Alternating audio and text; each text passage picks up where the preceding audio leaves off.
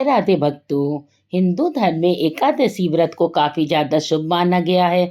हर साल मार्गशीर्ष माह में कृष्ण पक्ष की एकादशी तिथि को उत्पन्ना एकादशी के नाम से भी जाना जाता है। उत्पन्ना एकादशी पर भगवान विष्णु और माँ लक्ष्मी की विधि विधान से पूजा अर्चना की जाती है। मान्यता है कि इस दिन व्रत रखने और विधि विधान से पूजा करने पर सुख और सौभाग्य में वृद्धि होती है। साथ ही भगवान विष्णु भक्तों के दुख और संकट भी दूर कर देते हैं।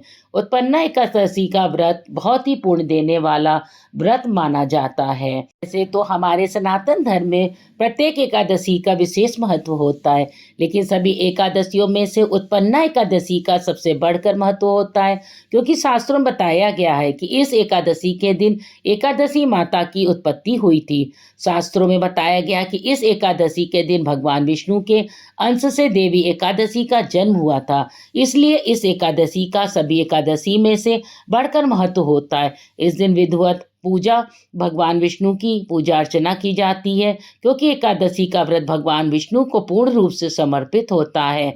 शास्त्रों में बताया गया है कि जो भी इंसान इस एकादशी के दिन पूरे विधि विधान से व्रत रखता है, उसके जन्मों के पाप मिट जाते हैं। व्रत रखने से भगवान विष्णु की कृपा उस पर और उसके परिवार के ऊपर बनी रहती है।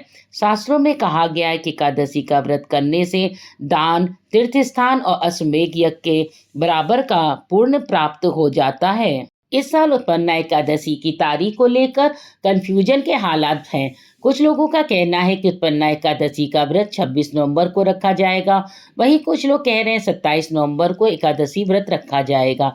तो आइए हम आपका कंफ्यूजन दूर कर देते हैं।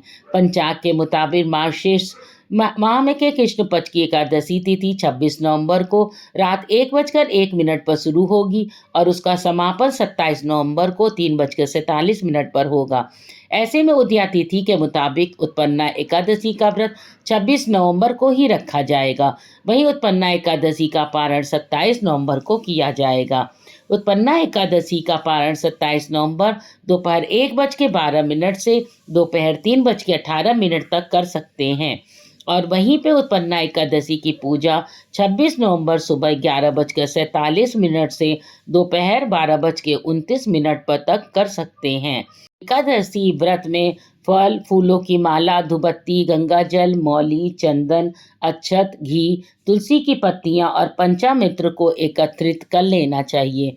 उसके बाद सूर्योदय में उठकर नहाना चाहिए। अगर नदी में स्नान कर सकते हैं तो कर लें, और नहीं तो अपने घर में ही बाल्टी में गंगा जल डालकर स्नान कर लें।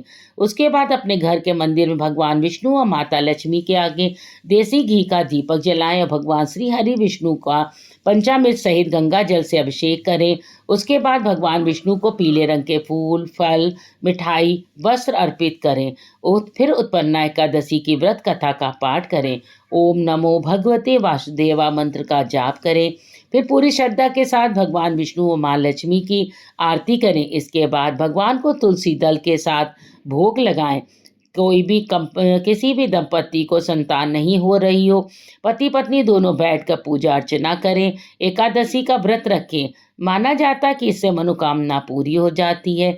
एकादशी के दिन विशेष तौर पे भगवान विष्णु के साथ माता लक्ष्मी की भी पूजा अर्चना करनी चाहिए।